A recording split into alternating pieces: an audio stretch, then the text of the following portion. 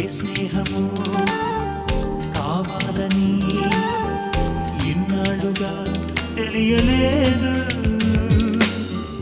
ఇచ్చేందుకే మనసుందని నాకెవ్వరు చెప్పలేదు. చెలిమి చిరునామా తెలుసుకోగానే రెక్కలొచ్చాయో ఏమిటో,